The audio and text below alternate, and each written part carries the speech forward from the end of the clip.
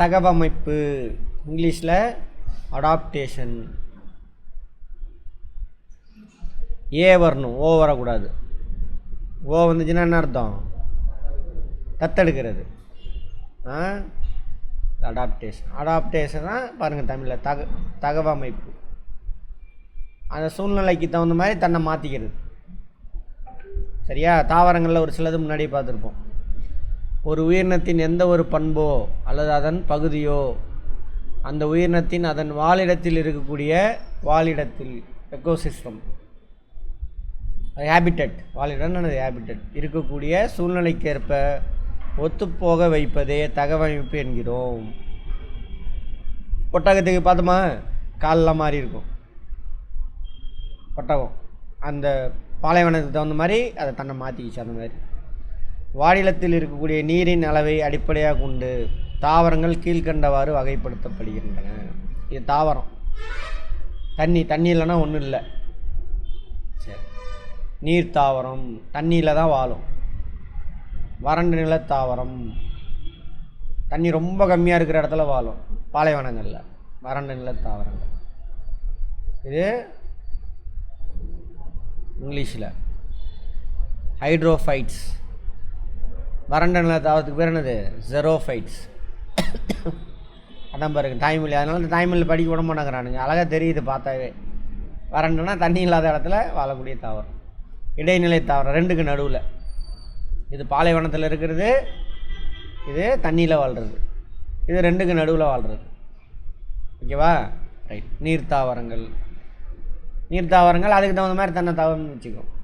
நீரை உறிஞ்சிடவர் யார்? வேறு. நீர் தாங்க ஏகப்பட்டது இருக்கு. ரொம்ப தூரத்துக்குலாம் போய் வேரில் தண்ணியெலாம் உறிஞ்ச வேண்டாம். அப்போ என்ன பண்ண வேணாம்? வேறு நீளமாக இருக்காது, ரொம்ப குட்டையாக இருக்கும். அப்புறம் தண்ணியில் மிதக்கிற மாதிரி அதோட தண்டு ஓட்டையாக இருக்கும். அதான் நீருக்குள்ள நீர்நிலைகள் அருகில் வாழக்கூடிய தவிர நீர் தாவரங்கள். ஹைட்ரோஃபைட்ஸ். ஹைட்ரோனா தண்ணின்னு அர்த்தம். ஃபைட்ஸ். இவ்வகை தாவரங்கள் நீரின் மேற்பரப்பில் தனியே மிதந்தோ அல்லது மூழ்கியோ வாழக்கூடியது. மிதக்கலாம், தண்ணிக்குள்ளேயே வாழக்கூடியதெல்லாம் இருக்குது. பாசி இதெல்லாம் இருக்குல்ல, தண்ணிக்குள்ளேயே இருக்கும். தண்ணியில் அதுக்கப்புறம் அங்கே கார்பன் டை ஆக்சைடு, ஆக்சிஜன் எங்கேருந்து எடுத்துக்கும்? தாவரம் எந்தெந்த வாயுக்களில் எடுத்துக்கும்? கார்பன் டை ஆக்சைடு எடுத்துக்கும், ஆக்சிஜனையும் எடுத்துக்கும். தண்ணியில் கரைஞ்சிருக்கும்ல, அதெல்லாம் உறிஞ்சிட்டு வாழும். இவை ஏரிகள், கண்மாய்கள், குளம். கண்மாய்னா ஏரி தான். சவுத்தில் வந்து கண்மாயின்னு சொல்லுவாங்க. குளம் சின்னதாக இருந்தால் குளம்.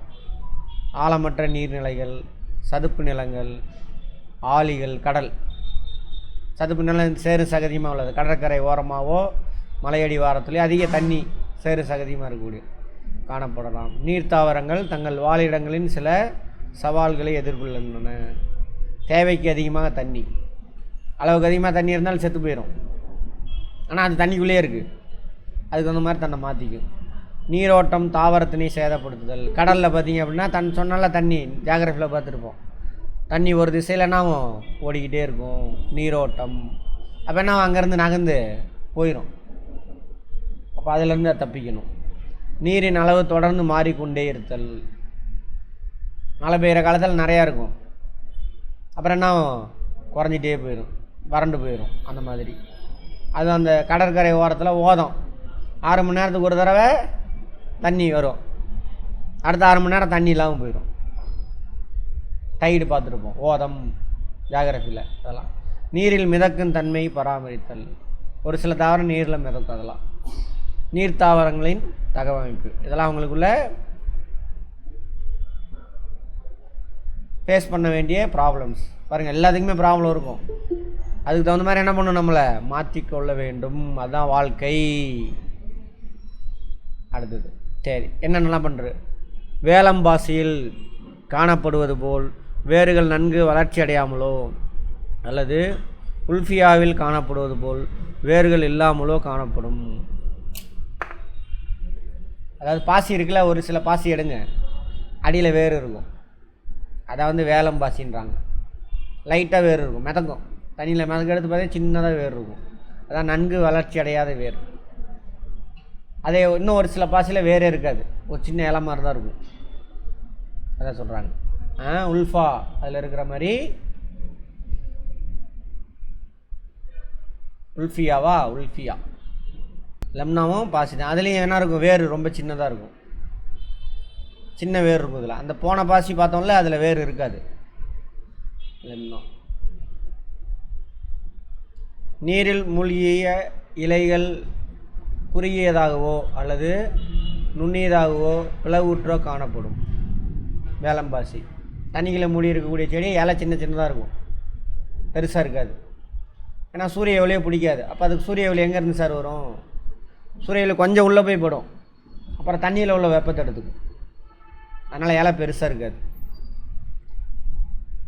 மிதக்கும் இலைகள் நீளமான இலை காம்புடன் நீரின் அளவிற்கேற்ப மேலும் கீழும் இயங்கும் வகையில் காணப்படும். தாமரை, லோட்டஸ் இருக்குல்ல, இலை மேலே மிதக்கும், காம்பு தண்டு, வேறு கீழே இருக்கும், தண்டு ஃப்ளெக்சிபிளாக இருக்கும்.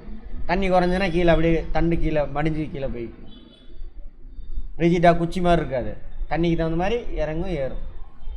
அதான் சொல்கிறாங்க. சில தாவரங்கள் காணப்படும் காற்று பைகள் அவற்றுக்கு மிதப்புத்தன்மையும் உறுதித்தன்மையும் தருகின்றன. முன்னாடியே பார்த்துருப்போம், அந்த தண்டுலலாம் அந்த ஓட்டை ஓட்டையாக இருக்கும், மிதப்புத்தன்மை. ஆகாயத்தாமரை காற்றடை பைகளுடன் பஞ்சு போன்று காணப்படும் வீங்கிய இலை காம்பு.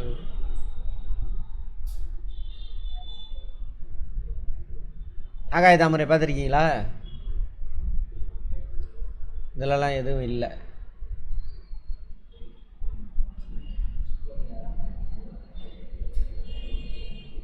எச்கோர்னியாவா? இச்கோர்னியா. அதெல்லாம் மனப்பாடம் பண்ணுவேன்னா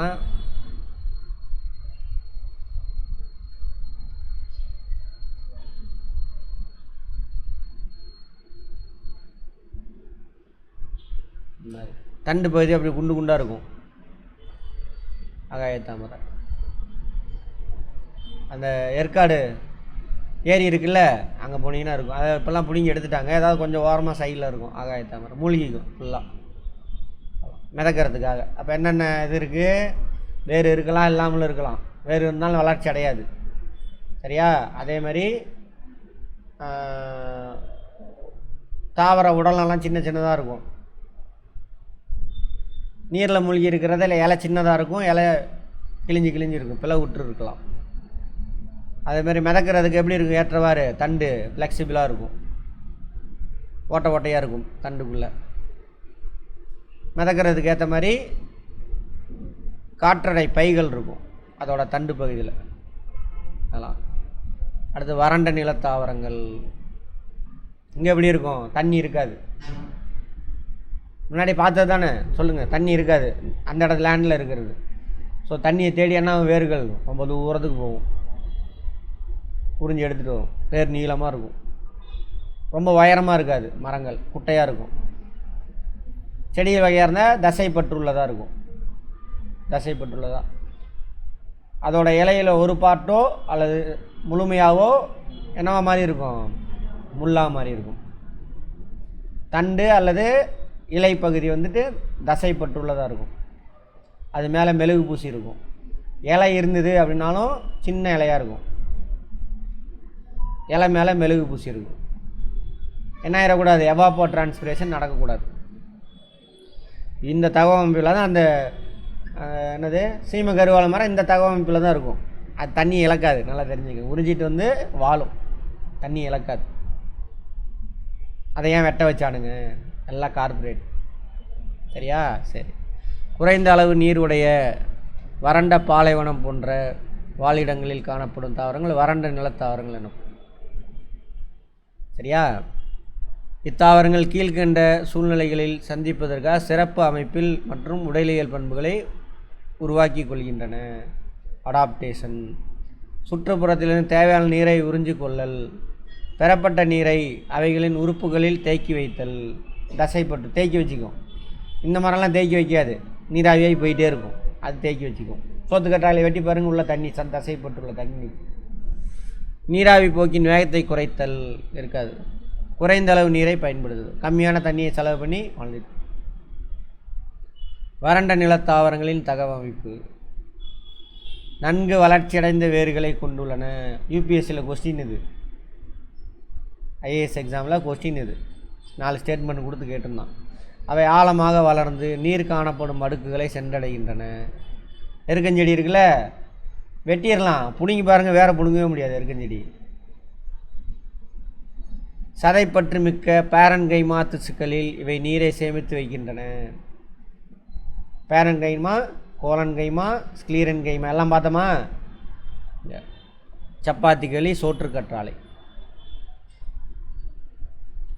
மெழுகு பூச்சுடன் கூடிய சிறிய இலைகள், கருவேல மரம், இது நம்ம ஊர் இனம். சில தாவரங்கள் இலைகள் முட்களாக மாறி உள்ளன. எடுத்துக்காட்டு சப்பாத்தி கள்ளி. எதுக்கு முள்ளா மாதிரி இருக்கு?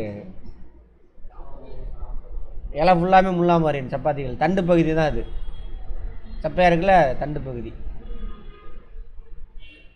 என்ன காரணம்? ஒன்று அதை விலங்கு சாப்பிடக்கூடாது, சரியா? இன்னொன்று எவாப்போ அந்த நீராவி போக்கு இருக்குல்ல, அது நடக்கக்கூடாது. இலை இருந்துச்சுன்னா நீராவி போக்கு நடக்கும், அதுக்காக. ஒரு சில வறண்ட நிலத்தாவரங்கள் போதிய அளவு ஈரப்பதம் இருக்கும் பொழுது குறுகிய கால இடைவெளியில் தங்களது வாழ்க்கை சுழற்சியை முடித்துக் கொள்கின்றன. புல் இருக்கா? வறண்ட நிலத்தில், செமி அரிட் ரீஜன், லைட்டாக மழை பெஞ்சோன்னா துளுத்து வந்துடும் வேகமாக. அடுத்து 2-3 மாதத்தில் என்ன ஆயிரும்? செத்து காஞ்சி போயிடும். நீ என்ன தான் தண்ணி ஊற்றலாம் காஞ்சி போயிடும். சீசன் அதோட குட்டியை உருவாக்கிட்டு செத்துடும். திரும்ப அடுத்த தர சீசன் மழை பெய்யும் பொழுது என்ன ஆகும்? அந்த குட்டி விதை வளர்ந்து மேலே வரும். அடுத்த ஒரு 3 மாதம் அது அதோட இனத்தை பெருக்கிட்டு குட்டியை உருவாக்கிட்டு என்ன பண்ணும்? விதைய செத்து போயிடும். நிறைய செடியெல்லாம் இருக்குது பாருங்கள், நம்ம ஊர்லேயே இருக்கும், நம்மளதெல்லாம் அதுதான். இதான் எருக்கஞ்செடி பார்த்துருக்கீங்களா? இடைநிலை தாவரம். இப்போ 2 எக்ஸ்ட்ரீம் பார்த்துட்டோம். நிறையா தண்ணி இருக்கிறது, தண்ணியே இல்லாதது 2. நடுவில் இடைநிலை தாவரம். நம்ம பார்க்குறோம்ல இந்த மரங்கரம் செடி எல்லாமே இடைநிலை தாவரங்கள் தான். மிகவும் குறைவான அளவு நீரை கொண்டிராமல் 2ற்கும் இடைப்பட்ட நீரளவை கொண்டது தான் அந்த இடைநிலை தாவரம். இங்கிலீஷில் என்ன? மீசோனா இடைன்னு அர்த்தம், மீசோஃபைட்ஸ். ஜெரோனா ட்ரையானது, ஹைட்ரோனா வாட்டர், நாம் வச்சுக்கோங்க.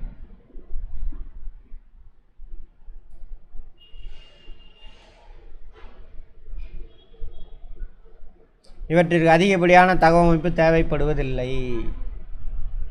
இடைநிலை தாவரங்கள் தகவமைப்பு. இவற்றில் வேர்கள் நன்கு வளர்ச்சி அடைந்து வேர் மூடியுடன் காணப்படும். ஆனால் அந்தளவுக்கு வளர்ச்சி அடைஞ்சிருக்காது. எந்த அளவுக்கு? வறண்ட நிலத்தில் இருக்கிற மாதிரி இருக்காது. நல்லா வளர்ச்சி அடைஞ்சிருக்கும். வேர் வந்து மூடி இருக்கும், கவராக இருக்கும். தண்டானது பொதுவாக நேராகவும் கிளைத்தும் காணப்படும். நேராக இருக்கா மரம்லாம்? நேராக போகும். கிளைத்துனா கிளையாக போகிறது. இவற்றின் நிலைகள் பொதுவாக அகலமாகவும் தடித்தும் இருக்கும். அகலமாக இருக்கும். சூரிய ஒளியை நல்லா அப்சர்வ் பண்ணணும், அதுக்காக. இலைகள் மேற்பகுதியில் கியூட்டிகளின் மெழுகு பூச்சி இருப்பதனால் ஈரப்பதத்தை தடுத்து நீர் இழப்பை குறைக்கிறது. மேல் பகுதியில் கியூட்டிகள் இருக்கும், மெழுகு பூச்சி. கீழ்ப்பகுதியில் தான் ஆவியாகி போகும், சரியா? அடுத்தது, அதிக வெப்பம் மற்றும் அதிக காற்று உள்ள சூழலில் இலையின் மீது உள்ள இலை துளைகள் தாமாகவே மூடிக்கொள்ளும் நீராவி போக்கினை தடுக்கின்றன. எல்லா மரங்களும் கிடையாது, ஒரு சில மரங்கள். தூங்கு முஞ்சி மரம்லாம் இருக்கா? ஃபோட்டோசிந்தசிஸ் நடத்துகிற வரைக்கும், உணவு உற்பத்தி வரைக்கும் அது நடக்கும். அதிகமான மழையோ அதிகமான வெயில் அடிச்சுன்னு டக்குன்னு சுருங்கிக்கும். அதேமாதிரி அதோட ஓட்டம் இருக்குல்ல, இலை துளை, அதுவும் மூடிக்கும். அந்த மாதிரிலாம் இருக்கும். இதெல்லாம் அதோட தகவமைப்பு. எதில்? இடைநிலை தாவரம், மீசோஃபைட்டில். விலங்குகளின் தகவமைப்பு அதேமாரி. வெப்பம், ஒளி ஆகிய 2 விலங்குகளின் வளர்ச்சிதை மாற்றம், இனப்பெருக்கம், இயக்கம், பரவுதல், பண்புகள் போன்ற வாழ்வியல் செயல்களை பல நிலைகளில் பாதிக்கின்ற ஆற்றல் வடிவங்களாகும். எது? ஒளியும் வெப்பமும். அதிக அளவு ஒளி மற்றும் வெப்பநிலையிலிருந்து தங்களை பாதுகாத்து கொள்வதற்கு விலங்குகள் சில சிறப்பு பண்புகள், பழக்க வழக்க நிலைகளை உருவாக்கி கொள்கின்றன. வௌவாலின் தகவமைப்பு. வௌவால் கண்ணு தெரியாதும்பானுங்க, அப்படிலாம் இல்லை. வௌவாலுக்கு நல்லாவே கண்ணு தெரியும். பக்கத்தில் போய் பாருங்க, பகலில் போனீங்கன்னா ஓடி போயிடும், சரியா? அப்புறம் ஏன் சார் இரவில் போய் வேட்டையாடுது அப்படின்னாக்கா, வௌவாலோட பறக்கிறதுக்கு பயன்படுத்துதில்ல, அது தோல்னால் ஆணுச்சு, இறகு கிடையாது. காக்காய்க்கெலாம் இறகு. முடி வந்து வெப்பம் கடத்தா பொருள். அப்போ வெயிலில் பறக்குது, அது மேலே போய் வெயில் பட்டாலும் வெப்பம் அதோட உடம்புக்கு போகாது.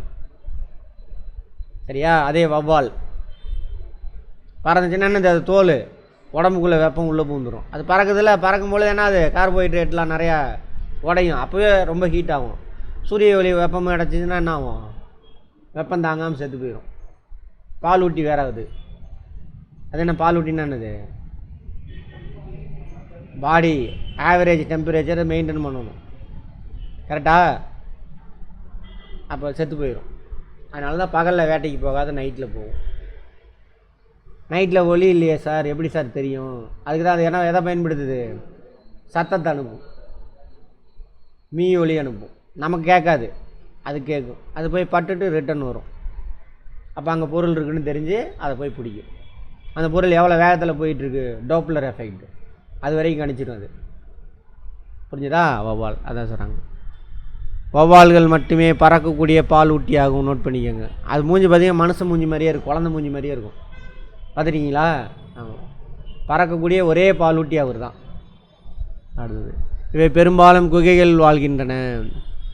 குகைகள் பகல் நேரத்தில் நிலவும் அதிகப்படியான வெப்பத்திலிருந்து அவற்றை பாதுகாப்பு.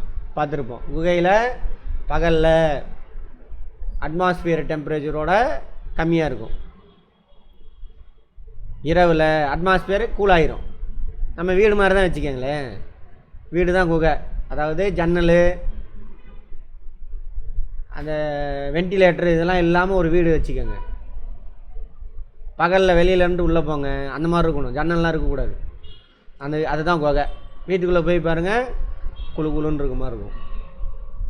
அதே நைட்டில் போய் வீட்டில் போய் பாருங்கள், வெளியில் வந்து நின்னீங்கன்னா ஜிலு ஜிலுன்னு இருக்கும், உள்ளே போனீங்கன்னா ஹீட்டாக இருக்கும். ஏசிலாம் போடக்கூடாது, ஜன்னல் இருக்கக்கூடாது, வென்டிலேட்டர் இருக்கக்கூடாது, எக்ஸாஸ்ட் இருக்கக்கூடாது. அந்த வீட்டுக்குள்ளே பாருங்கள், நைட்டு உள்ளே போய் பாருங்கள், ஹீட்டாக இருக்கும், பகலில் கூலாக இருக்கும். என்னன்னாக்கா வளிமண்டலத்தில் பகலில் வளிமண்டலம் சூரிய ஒளினால் வெப்பமடையும், வளிமண்டலத்தில் டெம்பரேச்சர் அதிகமாக இருக்கும். வாங்க, அதோட கம்பேர் பண்ணும்பொழுது வீட்டுக்குள்ளே டெம்பரேச்சர் கம்மியாக இருக்கும். ஸோ அங்கே 40 டிகிரி செல்சியஸ்லேருந்துட்டு உள்ளே வந்த 30 டிகிரி செல்சியஸ் இருக்கும் வீட்டுக்குள்ளேயே. உள்ளே வந்தோம்னாக்கா எப்படி இருக்கும், அதோட வெளியில் 40 டிகிரி செல்சியஸ் வீடு குகைன்னு வச்சுக்கோங்க. வெளியில் அட்மாஸ்பியர் 40 டிகிரி, உள்ளே 30 டிகிரி செல்சியஸ் தான் இருக்கும். அப்போ இங்கே இருந்துட்டு இங்கே போனான்னா இது ஜிலு ஜிலுன்னு இருக்கும். அதே இரவில் சூரியன் ஆஃப் ஆயிடுச்சு, அடுப்பு ஆஃப் ஆயிடுச்சு, இந்த வளிமண்டலத்தில் வெப்பம்லாம் என்ன ஆயிரும், வெளியில் போயிடும், மேலே போயிடும், இழந்துடும்.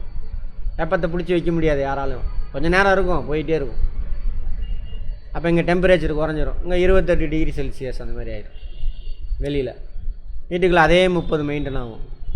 அப்போ இங்கே இருந்துட்டு அங்கே போனால் எப்படி இருக்கும், வீட்டுக்குள்ளே ஹீட்டாக இருக்கும். இதே தான் எங்கள் குகையிலையும். அதனால் குகைகளில் வாழுது வௌவால். குகை பகல் நேரத்தில் நிலவும் அதிகப்படியான வெப்பத்திலிருந்து அவற்றை பாதுகாப்பதோடு, குகைகள் பாதுகாக்குது, மற்ற பிற விலங்குகளிடமிருந்து அவற்றுக்கு பாதுகாப்பு அளிக்கிறது.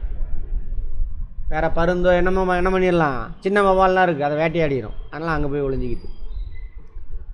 வௌவால்கள் மரங்களிலும் பொந்துடைய பழைய மரக்கட்டைகளிலும் பாறை இடுக்குகளிலும் வாழ்கின்றன. மரத்தில் தொங்கிக்கிட்டு இருக்கும். இந்த பேலூர்லாம் யார், பேலூர் பக்கம் இருந்து யார் வரீங்க, யாரும் இல்லையா? போகிற வழியில் பாருங்கள், ரைட் சைடில் உள்ளே போனீங்கன்னா ஒரு மரம், 2-3 மரம் இருக்கும், ஃபுல்லாக வௌவால் தான் இருக்கும். ஒரு எப்படியும் ஒரு 7,000 8,000 10,000 வௌவால் இருக்கும் இங்கே. யார் பார்த்துருக்கீங்க, பார்த்துருக்கீங்களா மேடம்? இவை பூச்சிகளை உண்டு அவற்றின் எண்ணிக்கையை குறைப்பதாலும் தாவரங்களின் மகரந்த சேர்க்கையில் உதவி செய்வதாலும், மகரந்த சேர்க்கையை பற்றி பார்த்துட்டோம், அதுக்கு உதவி புரியுது. மனிதருக்கு அதிக முக்கியத்துவம் வாய்ந்ததாக உள்ளன. வளிமண்டலத்தில் பூச்சியை குறைக்கிறது யார், அட்மாஸ்பியரில் இவங்க முக்கியமான ஆள். தங்களின் வாழிடத்திற்கு ஏற்ப வௌவால்கள் பெற்றுள்ள தகவமைப்புகள் என்னென்ன? இரவு நேர பழக்கம், பகலில் தூங்குவாங்க, இரவில் வேட்டைக்கு போவாங்க. அதேமாதிரி அங்கே அழகர் கோயில் போயிருக்கீங்களா, மதுரையில்? போய் பார்த்துருக்கீங்களா வௌவால்? அழகர் கோயில் கீழே இருக்கும், மேலே தீர்த்த தொட்டின்னு அங்கே ஒன்று போவானுங்க மலைக்கு. அங்கே அதுக்கு ஆப்போசிட்டில் பார்க்கிங்லாம் பண்ணிட்டு ரைட் சைடில் போகணும் தீர்த்த தொட்டிக்கு. லெஃப்ட் சைடில் போய் பாருங்கள், ஃபுல்லாக வௌவாலாக இருக்கும். லட்சக்கணக்கான வௌவால் இருக்கும் அங்கே அழகர் கோயிலில். போய் பாருங்கள். வௌவால்கள் இரவு நேரங்களில் அதிக செயல்திறன் மிக்கவை. இப்பழக்கம் அவற்றில் ஒரு பயனுள்ள தகவமைப்பாகும். ஏனெனில் பகல் நேரங்களில் வௌவாலால் மெல்லிய, அதுவும் கருத்த இறக்கை கிடையாது, அது தோல். ஆக்சுவலாக கருத்த டார்க்காக இருந்தால் என்ன பண்ணும்? ஹீட்டை அப்சர்வ் பண்ணணும். ஃபிசிக்ஸில் பார்த்துருவோம். வெள்ளை என்ன பண்ணும்? ஹீட்டை வெளியில் அனுப்பிடும். அதாவது இறக்கை ஜவ்வானது. பார்த்தீங்களா?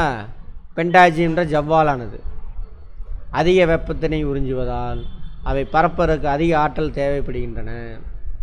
இதனால் அவற்றின் உடல் அதிக நீர் இழப்பி ஏற்படலாம். அதிக வெப்பத்தை இழுத்துக்கும், அதேமாதிரி பறக்கிறதுக்கு அதிகம். 2 ஸ்டேட்மெண்ட், 2 கான்செப்டை ஒன்றா மிக்ஸ் பண்ணி சொல்லிட்டானுங்க. சூரிய ஒளியிலேருந்து அதிக வெப்பத்தை உறிஞ்சிக்கும். இன்னொன்று என்ன பண்ணும்? பறக்குதில்ல, பறக்கும் பொழுது என்ன பண்ணும்? அதிகமான எனர்ஜி தேவைப்படும், கார்போஹைட்ரேட் வரும், அதுலேருந்து ஹீட்டு கிடைக்கும். 2 ஹீட்டு சேர்ந்தானே ஆயிரும், நிறைய ஹீட் ஆயிரும். அப்போ அந்த ஹீட்டை பேலன்ஸ் பண்ணுறதுக்கு என்ன பண்ணணும்? நீரிழப்பு, வியர்வையை வெளியிடணும். நீரிழப்பு ஏற்படும். அதிலேருந்து தப்பிக்கிறதுக்கு தான் என்ன ஆகுது? நைட்டில் போகுது. பறத்தலின் தகவமைப்பு. வௌவால்கள் இறக்கைகள் பூச்சிகள் மற்றும் பறவைகளின் இறக்கைகளிலிருந்து முற்றிலும் வேறுபட்டவை. இந்த பார்த்து இவற்றின் முன்கால்கள் இறக்கைகளாக மாறியுள்ளன. முன்கால், பின்கால் இங்கே இருக்கும், தொங்குறதுக்கு பயன்படும். நமக்கு முன்கால் என்னவா மாறிடுச்சு? கையாக மாறிடுச்சு. இது இறக்கையாக மாறிடுச்சு. இது ஒவ்வொன்றும் ஒவ்வொரு விரல். இது ஒரு விரல், இது ஒரு விரல், இது ஒரு விரல், இது ஒரு விரல். நம்ம விரல் மாதிரியே இருக்கும். 1 2 3 4, இங்கே ஒன்று இருக்குது 5. விரல்களுக்கு நடுவில் என்ன இருக்குது? ஜவ்வு முளைச்சிக்கிச்சு பறக்கிறதுக்காக. நம்ம முன்னோர் இவங்களாம். இறக்கைகளில் உள்ள எலும்புகள் நீண்ட விரலின் சவ்வோடு, நீண்ட விரல், இந்த நீண்ட விரல் சார் ஜவ்வு சதையில் இரு பக்கமும் இணைக்கப்பட்டு காணப்படும். இந்த அமைப்பு விரலிடை சவ்வு எனப்படும். 2 விரலுக்கு நடுவில் ஜவ்வு.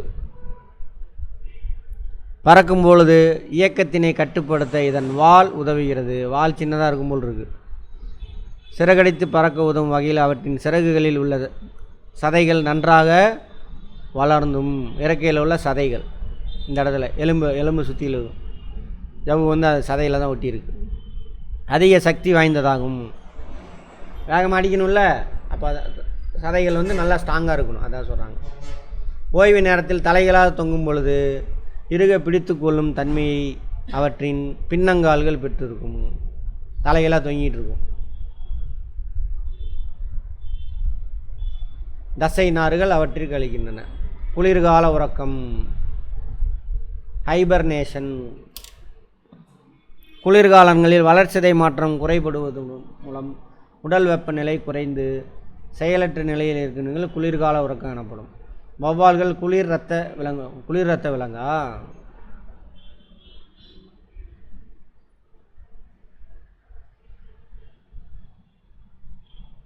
சரி, குளிர் இரத்த பிராணி வௌவால். பாலூட்டியில் குளிர் இரத்த பிராணி வௌவால். நோட் பண்ணிக்கோங்க, அங்கே பார்த்துக்கலாம். குளிர் இரத்த பிராணியை பற்றி சொன்னல முன்னாடியே. யார் சொல்ல முடியும்? வெப்ப இரத்த பிராணி, குளிர் இரத்த பிராணி, ரெண்டுக்கு என்ன வித்தியாசம்?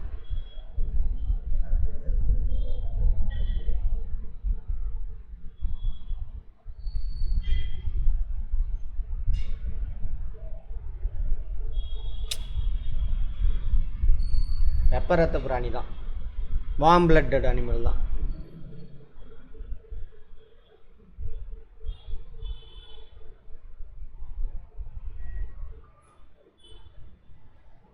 தப்பாக ட்ரான்ஸ்லேட் பண்ணியிருக்கானுங்க. வார்ம் பிளட் அனிமல் நம்மளை மாதிரியே தான், சரியா? பட் ஆனால் நம்மளோட கொஞ்சம் வித்தியாசமானது. ரெஸ்ட்டில் இருக்கும்பொழுது அதோட பாடி டெம்பரேச்சரை குறைச்சிக்குமாமா. வார்ம் பிளட் அனிமல் தான், பட் ரெஸ்ட்டில் இருக்கும்பொழுது பாடி டெம்பரேச்சரை குறைச்சிக்குமாமா. அப்போ என்ன தேவையில்லை, அதிகமாக கார்போஹைட்ரேட் உடையாது, வேஸ்ட் பண்ணாது சாப்பாடை. அதான் சொல்கிறாங்க. ரைட். வார்ம் பிளட்னா அவன் குளிர்னு போட்டு வச்சுருக்கிறான். வெப்ப ரத்தம். தப்பு, இது மாற்றணும். இந்நிலையில் தங்களது செயல்திறன்களை குறைத்து சக்தியை தக்க வைத்துக் கொள்கிறது. சக்தினானது கார்போஹைட்ரேட், வேறு ஒன்றும் கிடையாது. இதெல்லாம் அதோட இது. குளிர்கால உறக்கணும்னு அர்த்தம், அந்த குளிர் ரத்த பிராணிகள் அந்த வேலையை செய்யும். அதை சொல்லிவிட்டு அப்புறம் சொல்லலாம். அடுத்து எதிரொலித்து இடம் கண்டறிதல். மீயொலி அனுப்பும். மீயொலிக்கு என்னது? இன்ஃப்ராசோனிக்கா, அல்ட்ராசோனிக். எக்கோ. பார்வையற்ற விலங்குகள் அல்ல, ஆனாலும் இரவு நேரங்களில் பறந்து தங்களை சுற்றியுள்ள பூச்சிகளை வேட்டையாடுவதற்கு பிரத்யேக அதிக அதிர்வெண் கொண்ட ஹை ஃப்ரீக்குவென்சி ஒலி சவுண்டு எழுப்புவாங்க. மீயொலி அல்ட்ராசோனிக். மீயொலி. குற்றொலினா இன்ஃப்ராசோனிக். என்னது ரெண்டுக்கு என்ன வித்தியாசம்? மனிதனுக்கு கேட்குற மாதிரி இருந்துச்சு அப்படின்னாக்கா அது வந்துட்டு கேட்கக்கூடிய ஒலி, ஆடிபிள் சவுண்டு. மனிதனுக்கு கேட்க முடியாமல், மனிதனுக்கு கேட்கக்கூடிய ஃப்ரீக்குவென்சி எவ்வளவு சவுண்டோட? 20 to 20,000 ஹெர்ட்ஸ் வரைக்கும் இருக்கணும்.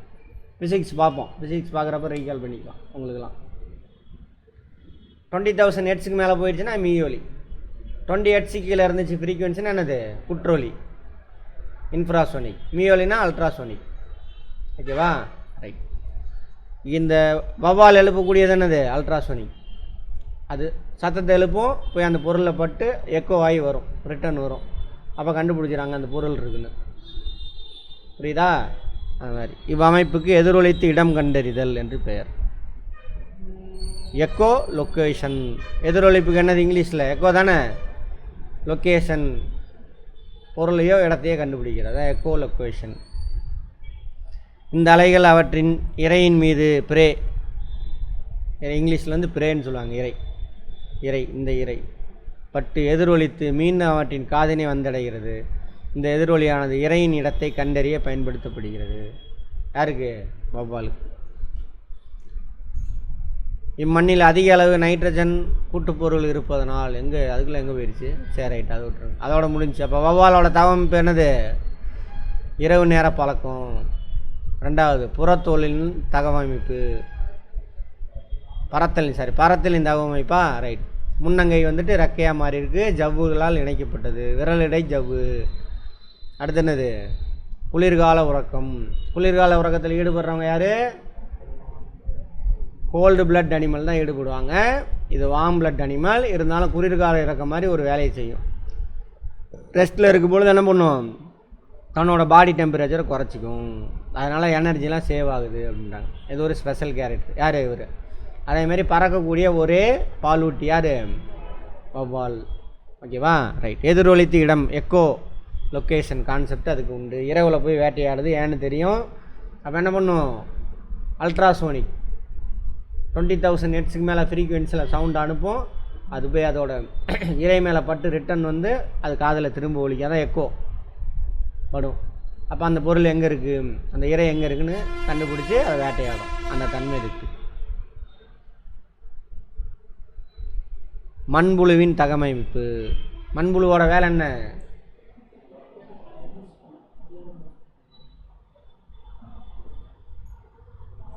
அதாவது நைட்ரஜன் மாலிகுல்ஸ்லாம் இருக்குல்ல, அதை சின்ன சின்ன மாலிகுலாக உடைக்கணும். அதான் அவரோட வேலை, முக்கியமான வேலை. பார்ப்போம். பல கண்டங்களாக பிரிக்கப்பட்டு வலை தசை புழுக்கள். அன்னிலடா, வலை தசை புழு. வளையமாக இருக்கும், பார்த்தீங்கன்னா தெரியும். தசை எப்படி இருக்கும்? வளையமாக இருக்கும். தொகுதியை சார்ந்தது. பொதுவாக இவை மண்ணில் வாழக்கூடியவை. இவை இறந்து போன கரிம ஆர்கானிக் காம்பவுண்ட், காய்கறி, பழம், இலை, தலை, சரியா, விலங்குகளோட உறுப்புகள், எச்சங்கள் எல்லாம் கரிம பொருட்களை உண்டு வாழ்கின்றன. இவை கழிவாக கரிம பொருள். அதனால தான் இன்ஆர்கானிக் உரம்லாம் போடுறீங்கன்னு வச்சுக்கோங்க, யூரியா, டிஏபி, மண்புழுலாம் செத்து போயிடுறாங்க. இலை தலையை போட்டிங்கன்னா மண்புழு நிறையா இருக்கும். மண்புழு இலை தலையை என்ன பண்ணும்? அது சாப்பிட்டுட்டு சின்ன சின்ன மாளிகைலாம் மாற்றி மண்ணில் போட்டு, அதை தான் யார் எடுத்துக்குவா? தாவரம் எடுத்துக்கும். இவை கழிவாக வெளியேற்றிய மண் போன்ற கழிவுப் பொருள் புழு விலக்கிய மண், வெர்மி காஸ்ட் அப்படின்றாங்க. அதுக்கு பேர் புழு. அதோட கழுவி அது ஆக்சுவலாக பெரிய மாலிகுலை டைஜஸ்ட் பண்ணி அதுக்கு தேவையானதெல்லாம் எடுத்துக்கிட்டு வேஸ்டேஜை கீழே தள்ளிடும், சின்ன மாலிகுலாக மாறிடும். அதுக்கு பேர் என்னது? புழு விலக்கிய மண்ணாமா, இங்கிலீஷில் வெர்மி காஸ்ட். அந்த ப்ராசஸ்க்கு பேர் வெர்மி கம்போஸ்ட்டும்பாங்க. மண்புழு உரம் தயாரித்தல் கேள்விப்பட்டிருக்கீங்களா? காய்கறி சாணம் வேஸ்டேஜஸ்லாம் போட்டு மண்ணில் போட்டு கலக்கி அதில் மண்புழுவை போட்டுருவாங்க. ஒரு மாதம் 2 மாதத்தில் என்ன பண்ணும்? அது எல்லாத்தையும் டைஜஸ்ட் பண்ணி நிறையா மண்புழு வந்துடும். ஸோ மண்புழு எடுத்துகிட்டு அந்த மண்ணை எடுத்துகிட்டு போய் என்ன பண்ணுவாங்க? தாவரங்களுக்கு உரமாக போடுவாங்க. தாவரம் நல்லா வரும். அதுக்கு பேர் தானே அது ஆர்கானிக் ஃபார்மிங். யூரியா போட்டினா இன்னும் ஆர்கானிக் ஃபார்மிங், மண்புழு உரம் போட்டினா ஆர்கானிக் ஃபார்மிங். கரிம பொருள், கரிமன்னா என்ன அர்த்தம்? உயிரினங்கள் உருவாக்கின மாலிகுல், மண்புழு உருவாக்கின சின்ன மாலிகுல். அதான் கான்செப்ட். இவன் நினச்சிக்கிட்டு இருக்கிறான் சிறுதானியெல்லாம் சாப்பிட்டாக்கா ஆர்கானிக்குன்னு நினச்சிக்கிட்டான். சிறுதானியமும் எப்படி விளைவிக்கணும்? மண்புழு உரம்லாம் போட்டு விளைவிச்சா தான் அதுக்கு பேர் ஆர்கானிக். இலை தலை இதெல்லாம் யூரியாலாம் போடக்கூடாது. புரிஞ்சதா? அடுத்தது, இம்மண்ணில் அதிக அளவு நைட்ரஜன் கூட்டுப்பொருள் இருப்பதனால், கூட்டுப்பொருள் நைட்ரஜன் கூட்டுப்பொருள் இது மண்ணின் வளத்தன்மையை கூட்டுகிறது. எது? அந்த மண்ணில் அந்த மண்புழு விலக்கிய மண் இருக்குல்ல, அதில் மண்புழுக்கள் மண்ணிற்கு காற்றோட்டத்தினை வழங்கியும், மண்ணுக்குள்ளே காற்று போகணும். இது போலன்னு என்ன பண்ணும்? அதெல்லாம் நோண்டிட்டு உள்ளே போதா, அப்போ ஓட்டை கிரியேட் ஆகும் மண்ணுக்குள்ளே, போர்ஸ்.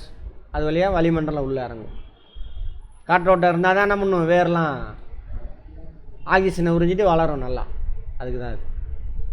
நீர் தேக்கு திறனை அதிகரித்தும், தண்ணியை உறிஞ்சி வச்சுக்க அந்த மண் நல்லா.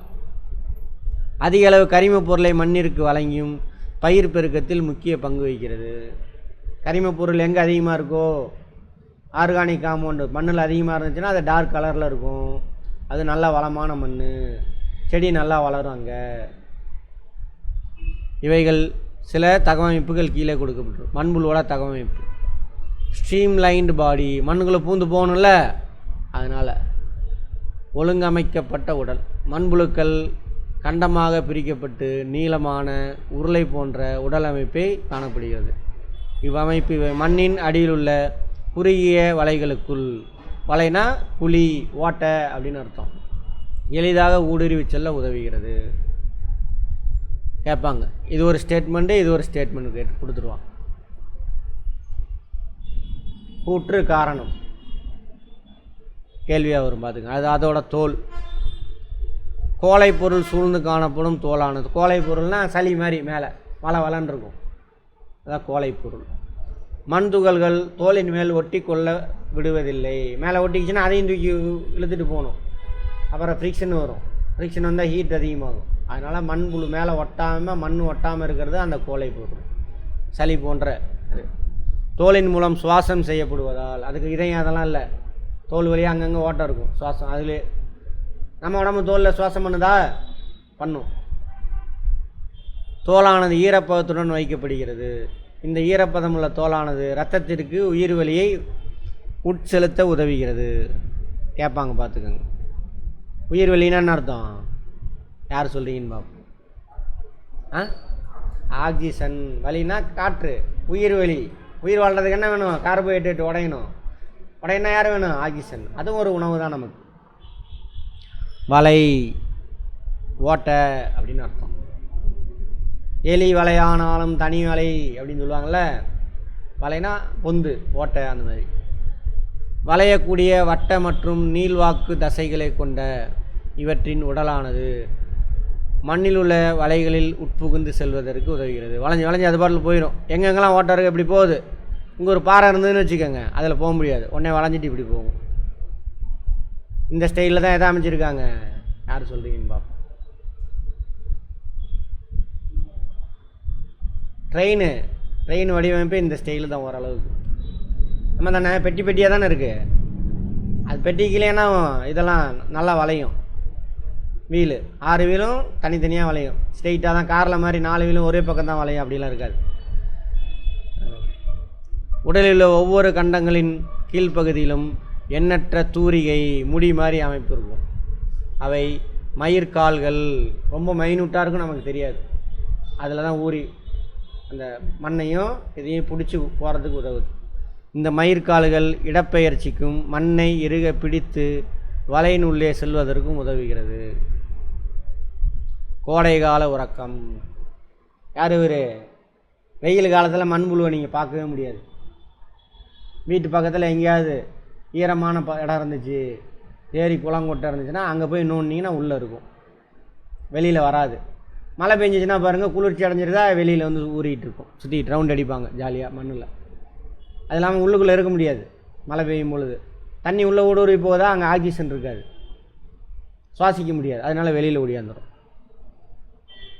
எல்லாமே என்னது தீர்மானிக்கிறது யார்? நம்மளோட என்விரான்மெண்ட், சூழ்நிலை தான் நீங்கள் யாருன்னு தீர்மானிக்குது எப்படி இருக்கணும் அப்படின்னு. கோடை காலத்தில் அதிக வெப்பநிலையும் வறண்ட சூழ்நிலையும் காணப்படுவதால், கோடைகாலம்னா வெயில் காலம், மண்புழுவானது செயலற்ற நிலையை உருவாக்கி கொண்டு கோடைகால உறக்கம் என்ற செயல் நிலைக்கு சென்று விடுகிறது. ஏஸ்டிவேஷன், அதுக்கு பேர் ஏஸ்டிவேஷன். அது ஆக்சுவலாக என்னவாக இருக்கும்? அப்போ cold blood animal. Cold blood animal தான் என்ன பண்ணும்? அது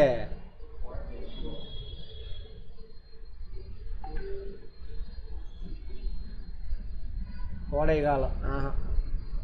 தப்பு. கோல்டு பிளட் அனிமலில் அதை விட்டுருங்க, பார்ப்போம்.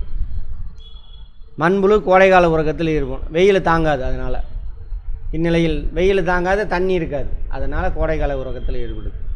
இந்நிலை இவை உடலில் கோலை சுரந்து நீரிழப்பினை தவிர்க்கும் வகையில் வளர்சிதை மாற்றத்தை குறைத்து கொள்கிறது. மெட்டபாலிசம் நடக்காது, தூங்கிட்டு இருக்கும், ரெஸ்ட்டில் இருக்கும். இயக்கத்தில் இருந்தால் தான் என்ன ஆகும்? கார்போஹைட்ரேட்லாம் உடையின்னு அதெல்லாம் நிறுத்திக்கும், வேலை செய்யாது. முடிஞ்ச அளவுக்கு எல்லாத்தையும் கம்ப்ளீட்டாக நிறுத்திட்டு அந்த நீரை மட்டும் சுரந்து அதோட தோலை ஈரப்பதத்தோடு வச்சுக்கும். சாதகமான சூழல் வரும் வரை இவை செயலற்ற நிலையில் இருந்து மழை காலத்தில் வலைகளிலிருந்து வெளியே வருகின்றன. இவற்றிற்கு ஏற்ற சராசரியான வெப்பநிலை 60 to 80 டிகிரி ஃபாரன்ஹீட். செல்சியஸ் கிடையாது, ஃபாரன்ஹீட். ஃபாரன்ஹீட்டில் ஹியூமன் பீயினுடைய ஆவரேஜ் டெம்பரேச்சர் எவ்வளவு? 220.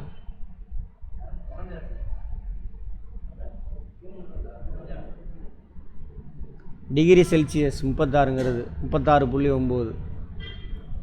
ஃபாரன்ஹீட்டில் எவ்வளவு? 97 ஃபாரன்ஹீட்டில். சரியா? நம்மளோட கம்மி இதுக்கு தேவையானது 60 to 80 டிகிரி ஃபாரன்ஹீட். வெப்பநிலையை தாங்கும் திறனானது சுற்றுச்சூழல் புறச்சூழலின் ஈரப்பதத்தை சார்ந்தே இருக்கிறது. சரி, அதை விட்டுருங்க. இரவில் நடமாடும் தன்மை.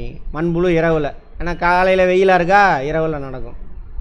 அதுக்கு என்ன இருக்காது? கண்ணெல்லாம் கிடையாது, அதுக்கு தொடு உணர்வு மட்டும்தான் இருக்குது மண்புழுவுக்கு. மண்புழுக்கள் ஒளியை அதிக அளவு உணரும் திறன் கொண்டவை. அதோட உடம்பு ஒளியை அப்சர்வ் பண்ணும், கண் கிடையாது அதுக்கு. இவற்றிற்கு கண்கள் கிடையாது, ஆனாலும் தங்கள் உடலில் உள்ள ஒரு சில செல்களின் உதவியுடன் ஒளியை உணர்கிறது. அப்போ பகல் கண்ணு தெரியாது, பகலாக இரவாதெல்லாம் அதுக்கு தெரியாது, இருட்டு தான். பட் பகலில் வந்தால் சூரிய ஒளி அப்சர்வ் பண்ணிக்கும் ஒரு சில செல்கள். அதோட உடல் இருக்கு இல்லையா, அதில் ஒரு சில. அப்போ வெப்பம் இருக்குது, இப்போ வெளியில் போகக்கூடாதுன்னு உள்ளே இருந்தும் வெளியில் வராது. இரவெல்லாம் மண்புழு சுற்றிக்கிட்டு. இந்த செல்கள் ஒளியை உணரக்கூடிய திறனையும் அவற்றின் செறிவை குறைக்கும் திறனையும் மண்புழுக்களுக்கு அளிக்கிறது. அதிக வெப்பமாக இருந்துச்சுன்னா அதோட வெப்பத்தோட செறிவை குறைக்குமாம் அது. இவை ஒளிக்கு எதிராக செயல்படுகின்றன. அந்த செல்கள் மண்புழுவே ஒளியை தவிர்ப்பதற்காக பகல் நேரங்களில் வலைகளிலே தங்கி விடுகின்றன, அல்லது வலைகளிலிருந்து வெளியே வருவது கிடையாது. என்னென்ன பண்ணுறாங்க? ஒழுங்கமைக்கப்பட்ட உடல், மண்ணுக்குள்ளே பூந்து போகிறது மாதிரி ஸ்டீம்டு பாடி. தோல் தான் என்ன பண்ணுது? தோல் மேலே அந்த கோலை பொருள் இருக்குது, தோல் தான் சுவாசிக்குது, தோலை எப்பயுமே ஈரப்பதமாக வச்சுக்குது. அடுத்தது ஏன்னா மண்ணெல்லாம் ஒட்டக்கூடாது, ஒன்று. இன்னொன்று சுவாசத்துக்கு 2 வேலை. அடுத்து வலையாக இருக்குது, ஸோ மண்ணுக்குள்ளே பூந்து வளைஞ்சு போயிடும். கோடைகால உறக்கத்தில் ஈடுபடுது. அதோட வெப்பநிலை எவ்வளோ வரைக்கும் தாங்கும்? 60 to 80 ஃபாரன்ஹீட் வரைக்கும் தாங்கும். இரவில் மட்டும் நடமாடும். கண்ணு கிடையாது. ஒரு சில உடம்புல இருக்கக்கூடிய செல்கள் ஒளியை அப்சர்வ் பண்ணும். ஒளி செறிவை வந்து குறைக்கும். சரியா? ஒளிக்கு எதிராக செயல்படும். லைட் இருந்தால் அவருக்கு பிடிக்காது. அதனால் பகலில் வெளியில் வர மாட்டாங்க, இருட்டில் வந்து சுற்றிக்கிட்டு இருப்பாங்க. மண்புழுக்கள் உழவனின் நண்பன் என அழைக்கப்படுகிறது. கரிமப் பொருட்களை செரிமானம் செய்த பின் இவை நைட்ரஜன் சத்து நிறைந்த புழு விலக்கிய மண்ணாக மாற்றப்படுகிறது. தாவரம், இலை, விலங்குகளோட கழிவு எல்லாத்தையும் என்ன பண்ணுது? சின்ன மாலிகுலாக உடச்சி போட்டுருது. என்னவா மாறும்? நைட்ரேட்டாக மாறும். அது தாவரம் உறிஞ்சி. அதனால் உழவனின் நண்பன். அடுத்தது நீர் பாதுகாப்பு.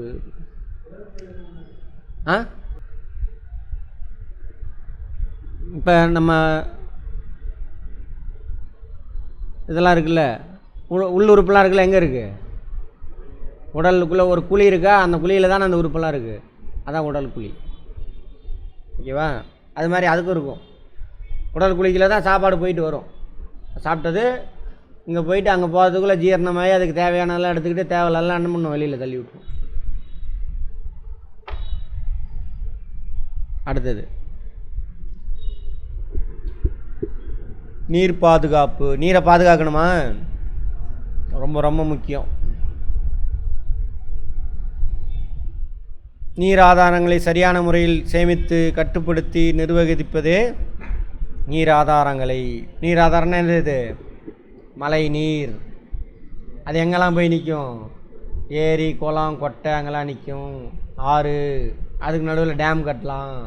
அப்புறம் நிலத்தடி நீர், இதெல்லாம் நீர் ஆதாரங்கள். அங்கங்கே தானே தண்ணி கிடைக்குது நமக்கு. அதெல்லாம் என்ன பண்ணணும்? முறையாக சேமிக்கணும், அதை கட்டுப்படுத்தணும், நிர்வகிக்கணும். அங்கங்கே டேம் கட்டி அப்பப்போ பராமரிக்கணும், தூர் வாரணும், அதெல்லாம் பண்ணணும். இப்போ தண்ணி தேவைப்படுறப்ப என்ன பண்ணணும்? தண்ணியை திறந்து விடணும். இதெல்லாமே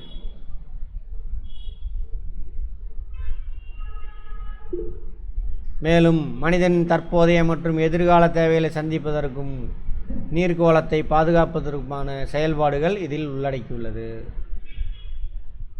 நீர் பாதுகாப்பின் முக்கியத்துவம். தண்ணி இல்லைனா ஒன்றும் இல்லை. நீரின்றி அமையாத உலகு அப்படின்னு வள்ளுவர் அன்றைக்கே சொல்லிட்டான்.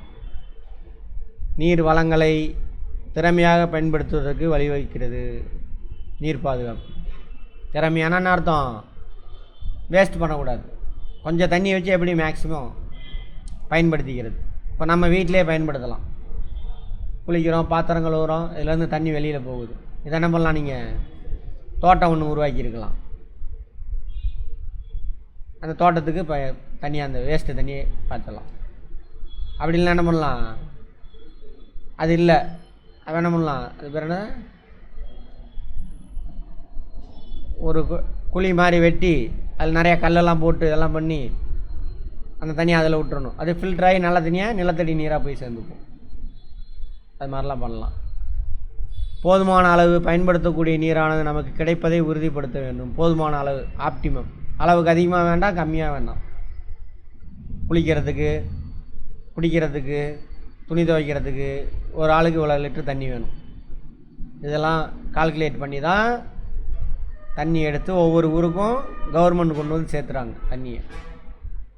இங்கே எத்தனை குடும்பம் இருக்கா, அப்போ இவ்வளோ லிட்டர் தண்ணி அங்கே எடுக்கிறாங்க. அதுக்கு தகுந்த மாதிரி பைப் லைன் போடுவாங்க.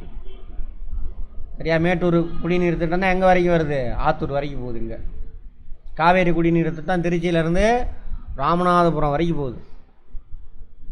யார் போட்டிருப்பாங்க இந்த திட்டத்தை?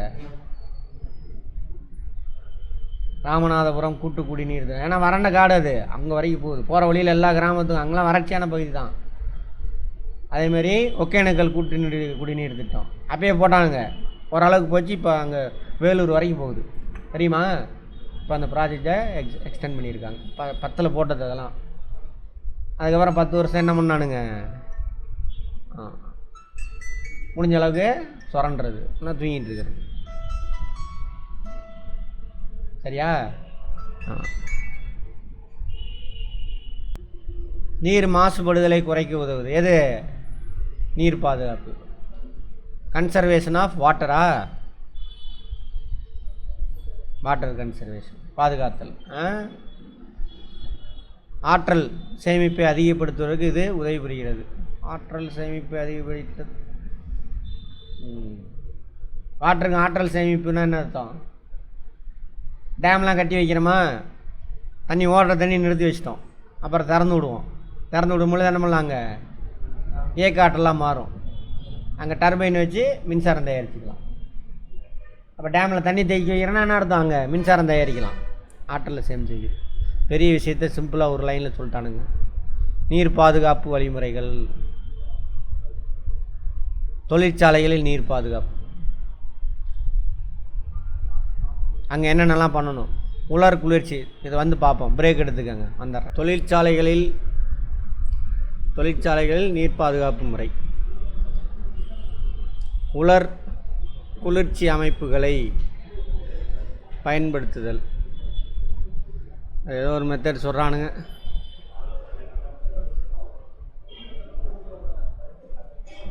உலர் குளிர்ச்சி அமைப்புகளை பயன்படுத்துதல், அதாவது மோட்டார்லாம் ஓடுதில்ல, அதை கூல் பண்ணுறதுக்கு தண்ணியை பயன்படுத்துவாங்க. அதுக்கு தண்ணி பயன்படுத்தக்கூடாது, வேறு ஏதாவது தண்ணி இல்லாமல் வேறு மெத்தடு பயன்படுத்தணும். சரியா? ஃபேக்ட்ரியில் ட்ரை கூலிங் சிஸ்டம், ஃபேனு கீனை அந்த மாதிரி வச்சு கூல் பண்ணணும் அப்படின்றான். அப்போ தண்ணி அங்கே பயன்படுத்துறது கம்மியாக. அதேமாதிரி குளிர்விக்கும் அமைப்புகள் பயன்படுத்தப்பட்ட தண்ணி நீரை அந்த மோட்டாரை கூல் பண்ணுறதுக்காக பயன்படுத்துகிற நீரை என்ன பண்ணணும், மறுசுழற்சி, விவசாயம் அந்த மாதிரி விஷயங்களுக்கு பயன்படுத்தலாம். அப்புறம் விவசாயத்தில் நீர் பாதுகாப்பு முறை. நீர் கசிவு ஏற்படுதல் அதெல்லாம் குறைக்கணும். விவசாயத்தில் நீர் கசிவு ஏற்படுமா சார்? ஆமாம், உயரமான நல்ல கீழே இறங்கி போகும். அப்புறம் அந்த இலையெல்லாம் என்ன பண்ணும், தோண்டி விட்டுரும், தண்ணிலாம் வேறு பக்கம் ஓடிடும், வேஸ்ட் ஆகிடும். திரும்ப தண்ணி பயன்படுத்தணும்.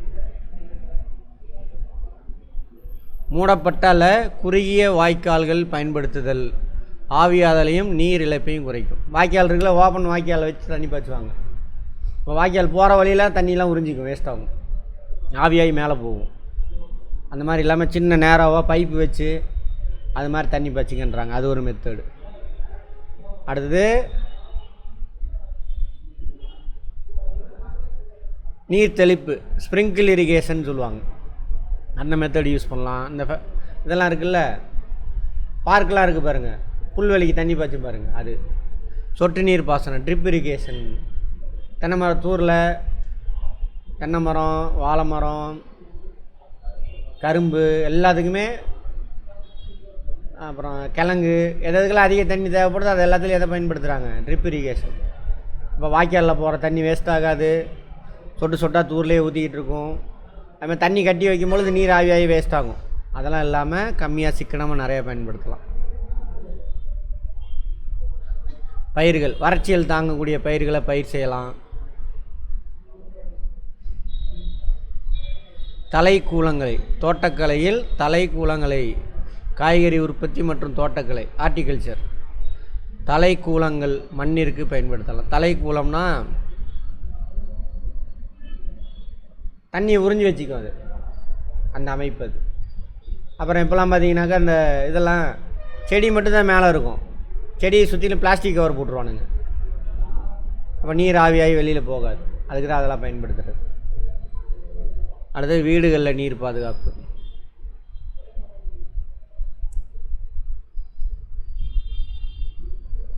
ஷவரில் குளிக்க வேண்டாம் அப்படின்றான், தண்ணி அதிகமாக செலவாகும் போல் இருக்குது. டேப்பு தண்ணி கம்மியாக திறந்தோன்னே நிறையா போகாமல் கம்மியாக பயன்படுத்துறது. குடிநீர் குழாயில் கசிவு ஏற்படாமல் பார்த்துக்கணும். சொட்டு சொட்டாக ஊற்றிக்கிட்டே இருக்கும். ஒவ்வொரு சொட்டு வீட்டில் வாளியில் வச்சுட்டு வாங்க, ஒரு 20 லிட்டர் பக்கெட்டை சொட்டு சொட்டாக விழுகணும். ஒவ்வொரு சொட்டாக விழுகட்டுமே. அடுத்த நாள் போய் பாருங்கள், ஒரு பக்கெட்டு ரொம்பிடும். அப்போ ஒரு பக்கெட்டு தண்ணி வீணாக போச்சா, சொட்டு சொட்டாக விழுகிற மாதிரி தான் இருக்கும். 24 ஹவர் திறந்துருக்கும் போது தானே ஆகும், ஒரு பக்கெட்டே காலியாயிடும். முடிந்தவரை நீரை மறுசுழற்சி வீட்டில் பயன்படுத்தி அதை தோட்டத்துக்கு அந்த மாதிரி பயன்படுத்தணும். ஒவ்வொரு வருடமும் மார்ச் 22 உலக நீர் தினம். நோட் பண்ணிக்கோங்க, ஃபேக்டில் கேட்பானுங்க, உலக நீர் தினம். இதெல்லாம் எதுக்கு இங்கே கொண்டாடுறாங்க, ஒரு குறிப்பிட்ட நாளை. அங்கே ஏதோ சிக்கல் இருக்குது. அந்த இப்போ நீரை வந்து நம்ம பற்றாக்குறையாக இருக்குது, நீரை அசுத்தப்படுத்துகிறோம், இந்த மாதிரி சிக்கல் இருக்குது. அதை கவனத்தை ஈர்க்கிறதுக்காக தான் அந்த நாள் கொண்டாடுறோம். தாய்மொழி தினம் கொண்டாடுறோமா? எதுக்கு? தாய்மொழியை அழிச்சிட்டு வரானுங்க, அதை கவனத்தை இருக்கணும். அதுதான் தாய்மொழி தினம். அந்த மாதிரி புரிஞ்சதா? அதுக்கு தான். சரி, நீர் பாதுகாப்பிற்கு துணையாக உள்ள அணுகுமுறைகள். மழை நீர் சேகரிப்பு, ரெயின் வாட்டர் ஹார்வெஸ்டிங். தமிழ்நாட்டில் இருக்கா? அது புரட்சி தலைவி பீரியடில் கொண்டு வந்தது. ஆனால் இப்போ பயங்கரமான வறட்சி, பயங்கரமாக தமிழ்நாடு ஃபுல்லாக தண்ணி குடிக்கவே தண்ணி கிடைக்கல, பஞ்சம். அப்போ கொண்டு வந்தாங்க அதை. மேம்படுத்தப்பட்ட பாசன நுட்பங்கள். இந்த பாசன நுட்பம்னா என்னது? ட்ரிப் இரிகேஷன், ஸ்ப்ரிங்கிள் இரிகேஷன், அதெல்லாம் பார்த்தோம்ல. அது பாரம்பரியமாக பயன்படுத்தி வரும் நீர் சேகரித்தல் அமைப்புகளை பயன்படுத்துதல். அந்த ஏரி குளம் கொட்டையெல்லாம் என்ன பண்ணுறது? தண்ணியை சேமித்து வைக்கிறது. வீடுகளில் முடிஞ்சளவு நீரை பயன்பாட்டை குறைக்கணும், வேஸ்ட் பண்ணக்கூடாது. விழிப்புணர்வு ஏற்படுத்தணும். பண்ணை குட்டையெல்லாம் என்ன பண்ணணும்? அங்கங்கே உருவாக்கணும். தண்ணி தேங்கி வச்சோம்னா அங்கே தண்ணி நிற்கும். அந்த பண்ணை குட்டையிலேருந்து விவசாயம் நிலத்தடி நீர் உயரும். அந்த மாதிரி எல்லாம் என்ன ஆயிடும்? கடலில் போய் சேர்ந்துடும் எல்லாம். நீரினை மறுசுழற்சி செய்யும். பண்ணை குட்டைகள், விவசாய நிலத்துக்கு பக்கத்தில் ஒரு ஏரியாவில் ஒரு குட்டை வச்சுருப்பாங்க, அதில் தண்ணி தேக்கி வச்சுக்கணும், பள்ளமான இடத்துல. அப்போ என்ன வேணால் இவங்க கிணத்துல இந்த தண்ணியை பயன்படுத்திக்கலாம், பாசனத்துக்கு நிலத்தடி நீரும் உயரும்.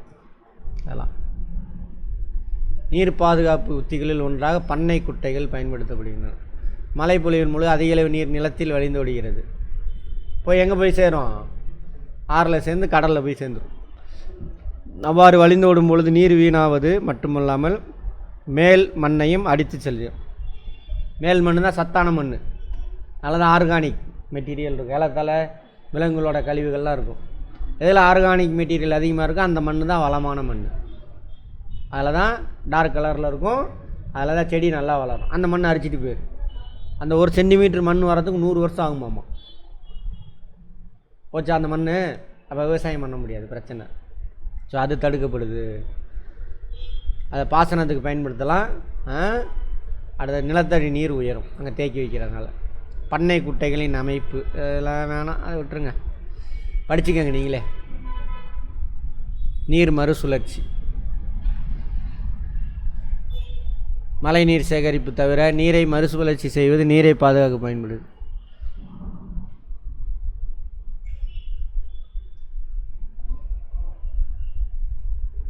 பயன்படுத்தின நீரை மீண்டும் வேறு ஒரு நோக்கத்துக்காக பயன்படுத்துகிறோம். அதானது நீர் சுழற்சி. விவசாயம் மற்றும் இயற்கை பாசனங்கள், தொழிற்சாலை செயல்முறைகள், கழிவறைகள் சுத்தம் செய்தல், நிலத்தடி நீரின் அளவினை அதிகப்படுத்துதல் ஆகியவற்றில் இவை பயன்படுத்தப்படுகின்றன. இது எல்லாத்துக்கும், கழிவறை சுத்தம் செய்கிறதுக்கோ, விவசாயத்துக்கோ, தொழிற்சாலைக்கோ இந்த நீர் மறுசுழற்சி செய்யப்பட்ட நீர் பயன்படுத்தப்படுது. நீர் மறுசுழற்சி நிலைகள். பழமையான நீர் சுத்திகரிப்பு முறைகள் இயற்பியல், வேதியியல், உயிரியல் செயல்முறைகள் உள்ளடக்கியது. 3மே இருக்குது. இயற்பியல் முறைனாக்கா அதில் உள்ள பெரிய பெரிய டஸ்ட் பாட்டெல்லாம் ஃபில்ட்ரு பண்ணி எடுக்கிறது இயற்பியல். வேதியியல் முறைனா அது ஆசிடாக இருக்குதுன்னு வச்சுக்கோங்க, அந்த தண்ணி ஆசிட் ஆகிடுச்சு, அதை எதை கலக்கலாம்? பேஸை கலக்கணும். சாம்பல் கீம்பல்லாம் கலந்தோன்னா என்ன ஆயிரும்? பேலன்ஸ் ஆயிரும். அது மாதிரி. அப்புறம் உயிரியல், அதில் ஆர்கானிக் காம்பவுண்ட்லாம் இருக்குதுன்னு வச்சுக்கோங்க, அதில் மைக்ரோப்ஸ் உள்ளே தூக்கி போட்டுருவாங்க. ஆர்கானிக் காம்பவுண்டு அது வேஸ்ட்டு, அதை மைக்ரோப்ஸை போட்டோம்னா அது சாப்பிட்டு என்ன பண்ணிடும்? டீகம்போஸ் பண்ணிடும். அந்த மாதிரி இப்படி 3 மெத்தட் இருக்குது. திண்மங்கள், கரிம பொருட்கள், சத்துக்கள் ஆகியவை கழிவு நீரிலிருந்து நீக்கப்படுகின்றன. இந்த 3 முறையில் இயற்பியல், வேதியியல், உயிரியல் மெத்தட். கழிவுநீர் சுத்திகரிப்பு கீழே கொடுக்கப்பட்டுள்ள படிநிலைகளை உள்ளடக்கியது. முதல் நிலை சுத்திகரிப்பு, சாலிடான பொருளாக எடுத்துருவாங்க, தற்காலிகமாக தொட்டிகளில் சேர்த்து வைத்தல். இந்த ஃபேக்ட்ரி இங்கெல்லாம் இருக்குல்ல, அங்கே பயன்படுத்தின கழிவுநீர் வருது, ஃபஸ்ட்டு ஒரு தொட்டியில் சேர்த்து வைப்பாங்க. அதில் கரைஞ்சிருக்கக்கூடிய சாலிடான மெட்டீரியல்லாம் அப்படியே கீழே படிஞ்சிடும். அதுக்கப்புறம் மேலே உள்ள தண்ணியை மட்டும் இருத்து இந்த கழிவு எடுத்து வெளியில் போட்டுருவாங்க. அதாவது இவ்வாறு செய்வதன் மூலம் கனமான திண்மங்கள், நீரின் அடியில் எண்ணெய், உயவு பொருட்கள், கிரீஸு, அதெல்லாம் நீருக்கு மேலேயும் மிதக்கும். நீருக்கு மேலே உள்ளதை அப்படியே மூண்டு எடுத்துக்கலாம், அதை சொல்கிறாங்க. கீழே தங்கிய மற்றும் மேலே மிதக்கும் பொருட்கள் தனித்தனியே பிரிக்கப்படுகிறது. மீதி உள்ள நீர்மம் 2ஆம் நிலை சுத்திகரிப்புக்கு அனுப்பும்.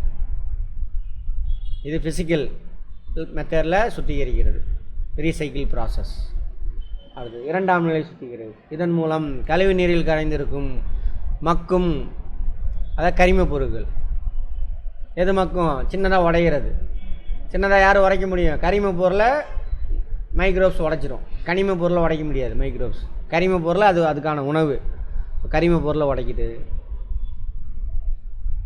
இச்செயல்முறையில் ஓட்டு முன்னிலையில் உடைஞ்சதுன்னா அதுக்கு பேர் என்னது? காற்று சுவாச முறையில், இங்கிலீஷில் ஏரோபிக் ரெஸ்பிரேஷன் மெத்தடில் ஓட்டு முன்னிலையில் காற்று நுண்ணுயிர்களால் நடத்தப்படுகிறது. ரெண்டாவது நிலை உயிரியல் ஆக்சிஜனேற்றம். அதான் ஓகே, ஆக்சிஜன் எடுத்து தான் கார்பன் டை ஆக்சைடு வருது. கழிவு நீரில் நுண்ணுயிர்கள் வீழ்படிவதல் மூலம் நீக்கப்பட்டு நுண்ணுயிர்கள் அதுக்கப்புறம் வேண்டும் என்பதால் உயிரியல் திண்மங்களை பிரித்தவுடன் மீதி உள்ள நீரானது மூன்றாம் கட்ட சுத்திகரிப்பு. கரிம பொருளாக பிரித்தாச்சு, டீகம்போஸ் பண்ணிடுச்சு, அதை ஃபில்டர் பண்ணி எடுத்துடுறாங்க, மூன்றாம் நிலைக்கு போகுது. மேம்பட்ட சுத்திகரிப்பு நைட்ரஜன், பாஸ்பரஸ், நுண்ணுயிர்கள் போன்ற கனிம உட்கூறுகளை நீக்குதலை இது உள்ளடக்கியது. அங்கே டீகம்போஸ் பண்ணி என்னவாக இருக்கும்? நைட்ரஜனாவோ பாஸ்பரஸாவோ இருக்கும், அதெல்லாம் நீக்கணும். அப்புறம் மைக்ரோப்ஸ் இருக்கும்.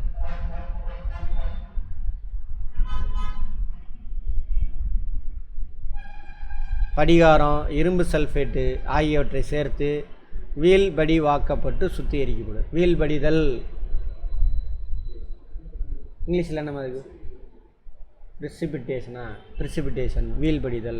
வீழ்படிதல். இந்த படிகாரக்கல் இரும்பு சல்ஃபேட்டை அதில் கலக்குவாங்க, தேய்ப்பாங்க. அந்த படிகாரக்கல் இரும்பு சல்ஃபேட்டு கூட வினை புரிஞ்சு அதில் கரைஞ்சிருக்கு இல்லையா, அந்த நைட்ரஜன், பாஸ்பரஸ் அதெல்லாம் கீழே படிஞ்சிடும். அதான் வீழ்படிதல். அப்படி பிரிக்கிறாங்க. First, second, third level. மறுசுழற்சி செய்யப்பட்ட நீர் வெளியேற்று. இப்படி தான் எல்லா ஃபேக்ட்ரிலையும் பண்ணணும். மறுசுழற்சி செய்யப்பட்ட நீர் எங்கெல்லாம் பயன்படுத்தலாம்? விவசாயம், அழகு நிலையங்கள் உருவாக்குதல், அழகு மிக்க நிலங்களா, கார்டன், அதுக்கு பூங்காக்கள், குழிப்பந்தாட்ட விளையாட்டு திடல். அதான குழிப்பந்தாட்ட விளையாட்டு திடல். கோல்ஃப் கிரவுண்ட் இருக்குல்ல, புல்வெளி இருக்கணும், அந்த புல்லுக்கெல்லாம் தண்ணி பாய்ச்சுறாங்கல்ல, அதுக்கெல்லாம் யூஸ் பண்ணிக்கலாம். அங்கே நம்ம ஊரில் எவன் கோல்ஃப் போகிறான்? அங்கே இருந்ததையும் தூக்கிட்டாங்க. சென்னையில் இருந்த கோல்ஃப் கிரவுண்டு எடுத்துகிட்டு அங்கே ஒரு பெரிய நீர்நிலை உருவாக்கிட்டாங்க சென்னையில், தெரியுமா? அப்போது அடுத்தது எண்ணெய் சுத்திகரிப்பு நிலையம். ஆற்றல் நிலையங்களில் உள்ள குளிர்விப்பான்கள், கூலண்ட்டாக தண்ணி பயன்படுத்துவாங்க, மோட்டர் ஓடுதில், அங்கெல்லாம் யூஸ் பண்ணிக்கலாம். அடுத்து ஆற்றல் நிலையம். இப்போ இது கூட எடுத்துக்கோங்க,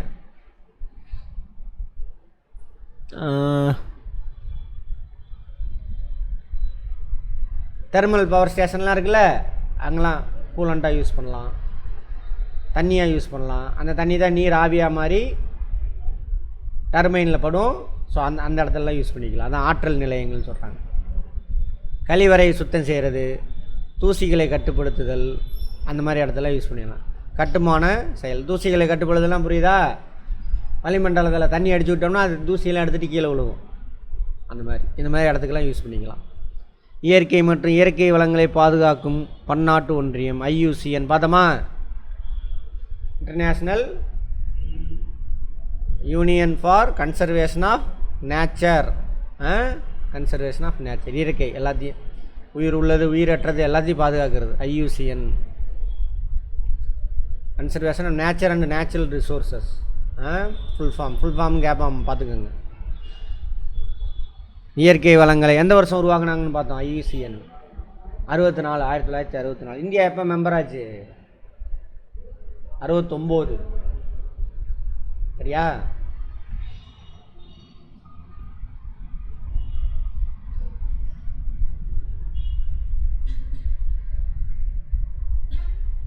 IUCN என்ற பன்னாட்டு அமைப்பு, இன்டர்நேஷ்னல் ஆர்கனைசேஷன், இயற்கை வளங்களை பாதுகாத்தல் மற்றும் அவற்றை வளம் குன்றாமல் பயன்படுத்துதல். வளம் குன்றாமல்னா அர்த்தம், வளிமண்டலத்தில் ஆக்சிஜன் 21%னா 21% அப்படியே மெயின்டைன் ஆகும். கார்பன் டை ஆக்சைடு எத்தனை பர்சன்டேஜ்? 0.02னா அவ்வளோ மெயின்டைன் ஆகும். அதிகமாச்சுன்னா என்ன அர்த்தம்? பிரச்சனைன்னு அர்த்தம். அது மாதிரி IUCN இம்முறையில் இயற்கை நிலையை அறிவதற்கும் ஐயுசிஎன் எதை மெயின்டைன் பண்ணுறான்னு பார்த்தோம். ரெட் புக்கு இருக்குல்ல, அவன் மெயின்டைன் பண்ணுறான். Nature and natural resources, international union for conservation of nature and natural resources. Red book அவன் தான் மெயின்டைன் பண்ணுறான். தேவையான அளவுக்கு எடுத்து இயற்கையின் பாதுகாவலனாக விளங்குவதற்கும் உலகளாவிய தலைமை அமைப்பாக உள்ளது.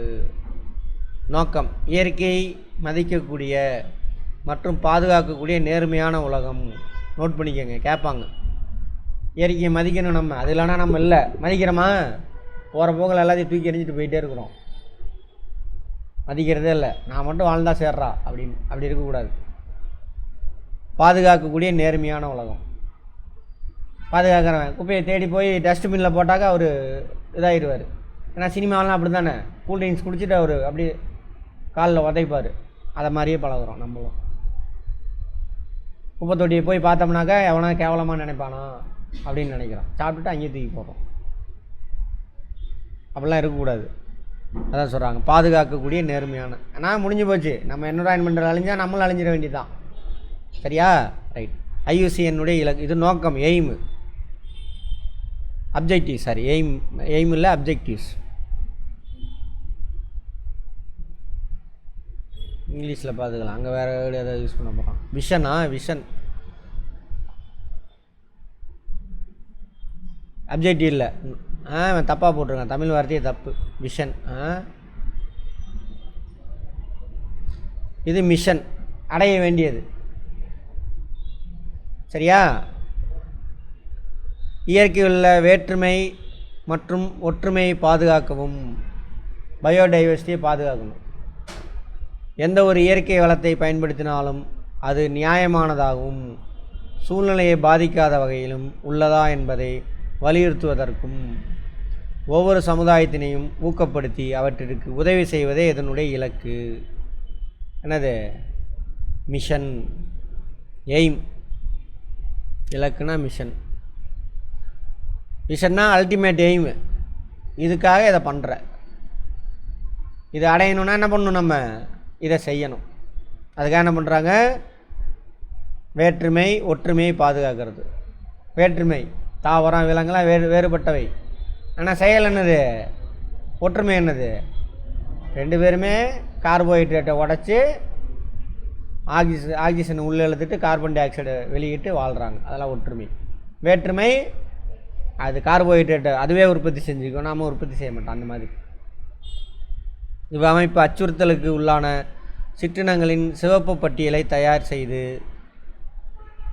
தொகுத்து வெளியிடுகிறது. இது உலக அளவிலான உள்ள சிற்றினங்களின் பாதுகாப்பு நிலையை கணிப்பதற்கு பயன்படுகிறது. உலகத்தில் எல்லா சிற்றினத்தோட பேரும் அங்கே இருக்கும் மேக்சிமம். அதுக்கு தான் அந்த கிராமத்தில் ஒரு அமைப்பு இருக்குன்னு பார்த்தோம்ல. எந்த புக்கில் இது? எத்தனாவது? 9th 8thலேயே நம்ம பார்த்தோம். கிராம அளவில் ஒரு குழு இருக்கும். அவங்க அந்த ஊரில் உள்ள சிற்றினங்களோட பேரெல்லாம் லிஸ்ட் எடுத்து கொடுக்கணும். அது மாநில அளவில் ஒரு அமைப்பு இருக்குது. அங்கே போய் அங்கேருந்து ஒன்றிய அரசாங்கத்துக்கு அமைப்பு போய் இங்கே போயிடும்.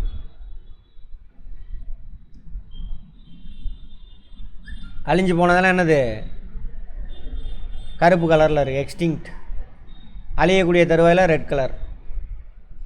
இதுவும் அழிய போகுது, அச்சுறுத்தப்பட்ட வகை, எல்லோ கலரில் இருக்கும். க்ரீன் கலரில் ஓகே, ஒன்றும் பிரச்சனை இல்லை. தகவல் பற்றாக்குறை ப்ளூ கலர். போனதிலே பார்த்தோம், அதையே பார்த்துக்கோங்க. இந்தியாவில் ஒரு பெரிய பல்வகைத்தன்மை கொண்ட நாடு. என்ன காரணம்? கிளைமேட்டு, டோப்போகிராஃபி எல்லாம் டிஃப்ரெண்ட்டாக இருக்குது. பிளைன் இருக்குது, டோப்போகிராஃபியில் நில அமைப்பு, பீடபூமி இருக்குது, மலைகள் இருக்குது. அதேமாதிரி வெரைட்டி ஆஃப் கிளைமேட்டு, பசுமை மாறாக்காடு, இலையுதிர்காடு, புல்வெளி, பாலைவனம், பனி பிரதேசம் எல்லாமே. கிளைமேட்டுக்கு தகுந்த மாதிரி அங்கே என்ன இருக்கும்? தாவர விலங்குகள் இருக்கும், ஸ்பீசிஸ் இருக்கும், தகவல் வச்சிட்டு இருப்பாங்க. அதனால் என்னது? வாஸ்ட் வெரைட்டி ஆஃப் ஸ்பீசிஸ் இருக்குது நம்மக்கிட்ட. வெரைட்டி அதான் சொல்கிறாங்க. ஒரு பெரிய பல்வகைத்தன்மை கொண்ட நாடு. இந்த வார்த்தைகள் அவ்வளோ அர்த்தம் இருக்குது. இது உலக மொத்த நிலப்பரப்பு 2.4% நம்மக்கிட்ட இருக்குது. பட் அந்த ஸ்பீசிஸோட நம்பர்ஸ் எவ்வளோ இருக்குது நம்மக்கிட்ட? 7.8. லேண்டு வெறும் 2.4% தான். Number of species, varieties of species இருக்குல்ல, மொத்தம் 100 வெரைட்டி பூமியில் இருக்குது. தாவரம் விலங்கு எல்லாத்தையும் சேர்த்தியே அதில் 7.8% நம்மக்கிட்ட இருக்குது. அதில் 45,000 தாவர சிற்றினங்களும் 91,000 விலங்கு சிற்றினமும் இருக்குது. போன 10th இதிலே பார்த்தோன்னு நினைக்கிறேன். அந்த நம்பர்ஸ் மட்டும் கரெக்டானு செக் பண்ணிக்கோங்க. ரெண்டும் வித்தியாசப்பட்டுச்சுன்னா சொல்லுங்கள் பார்ப்போம். நம் நாட்டில் வேறுபட்ட இயற்பியல் தன்மை தட்பவெப்பநிலை காணப்படுவதன் நிலை. இயற்பியல் தன்மைன்னா ஒன்றும் இல்லை, டோப்போகிராஃபியை தான் சொல்கிறான். ஃபிசியோகிராஃபியாக இயற்பியல் தன்மைன்னு அப்படி மாற்றி சொல்கிறான். ஃபிசியோகிராஃபினா நில அமைப்பு முறை. தப்பு இது.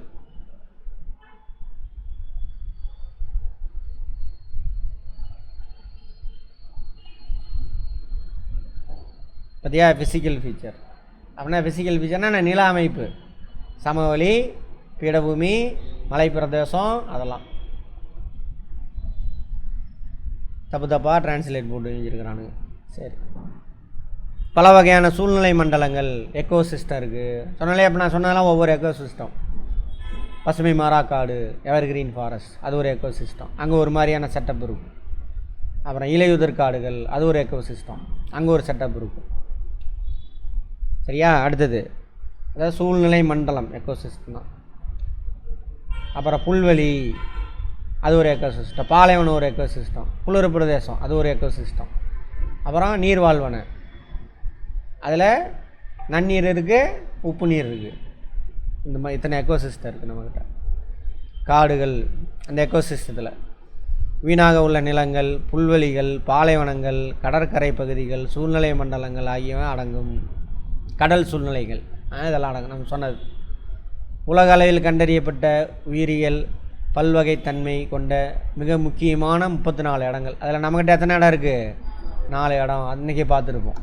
பயோடைவர்சிட்டி, அதாவது இம்பார்ட்டன்ட் பயோடைவர்சிட்டி பிளேசஸ் இருக்குது, அதெல்லாம் பாதுகாக்கணும். அழியாமல் அப்படியே இயற்கையில் இருக்குது அந்த 34 இடமும், அதை அப்படியே பாதுகாக்கணும். அதில் 4 இடம் நம்மக்கிட்ட இருக்குது. இமயமலை, மேற்கு தொடர்ச்சி மலை, வடகிழக்கு பகுதி, நிக்கோபார் தீவுகள். அன்றைக்கி பார்த்தோமா, இமயமலை இங்கே, வடகிழக்கு மாகாணம் மணிப்பூர், நாகாலாந்து, மிசோரம், அங்கே பழங்குடியின மக்கள் அதை பாதுகாத்துட்டு வரானுங்க.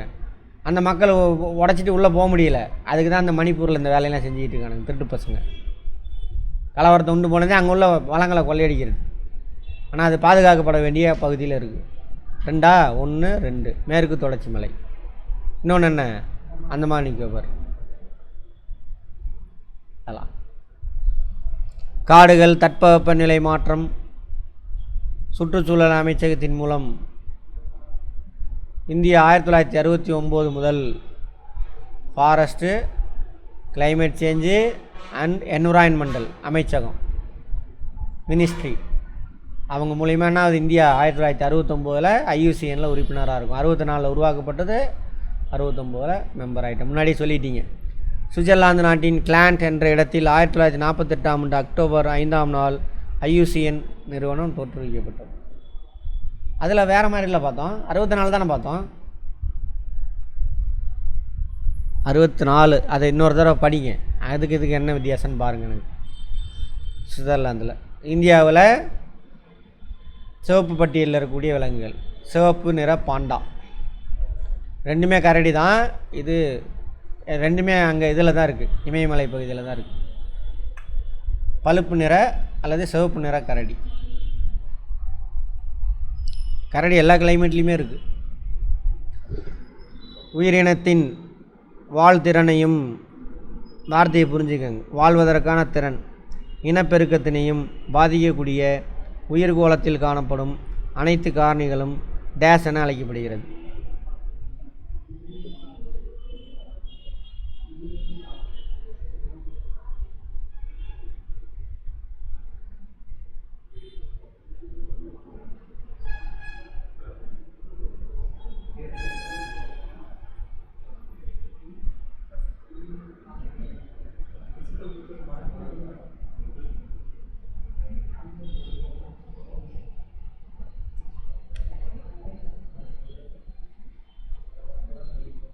என்ன அதுக்கு ஆன்சரு? உயிரியல் காரணிகளா? சரி பார்ப்போம், செக் பண்ணுங்கள் இன்னொரு தடவை கரெக்டானு. வட தென் துருவங்களில் காணப்படும் பனிப்பாறைகள் உள்ள பனிக்கட்டிகள் நேரடியாக ஆவியாக மாறும் நிலை என்னது? பதங்கமாதல். சப்ளிமேஷன் இங்கிலீஷ் வார்த்தையும் தெரிஞ்சுக்கோங்க. வளிமண்டல கார்பன் டை ஆக்சைடு தாவரங்கள் உட்செல்லும் நிகழ்வு டேஸ் எனப்படும். ஒளிச்சேர்க்கையில்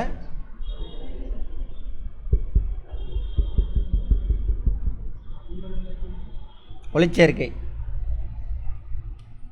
டேஸின் அளவு வளிமண்டலத்தில் உயர்வதன் விளைவாக பசுமை வீட்டு விளைவும் புவி வெப்பமயம் ஏற்படுகிறது. தப்பு உனக்கு போட்டது. கரியமில வாயு. கரியமில வாயுனா இது கார்பன் டை ஆக்சைடுக்கு இன்னொரு பேர் தான் கரியமில வாயு. கார்பன் கரி இருக்கா, கரியமில வாயு. நைட்ரஜன் நிலைப்படுத்துதல்.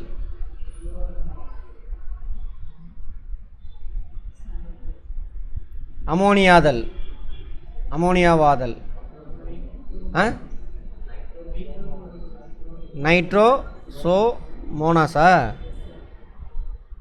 நைட்ரேட்டாதல்.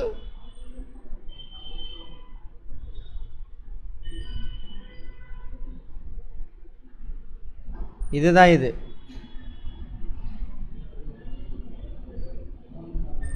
அழுக வைக்கும் பாக்டீரியாக்கள். அமோனியாவாதல். 2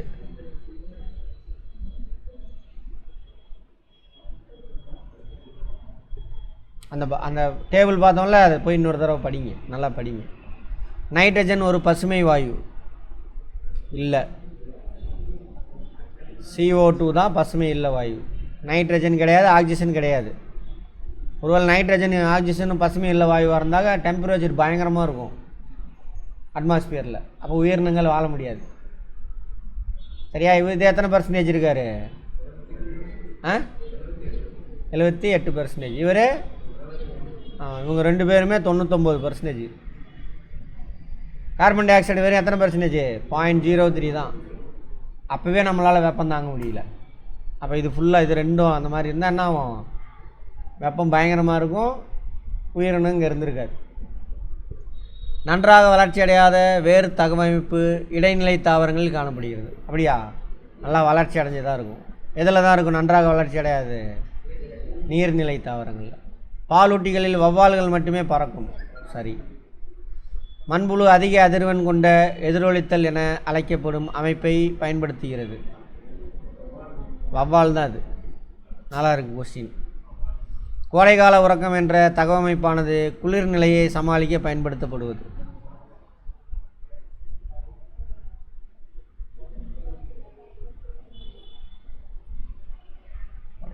இல்லை,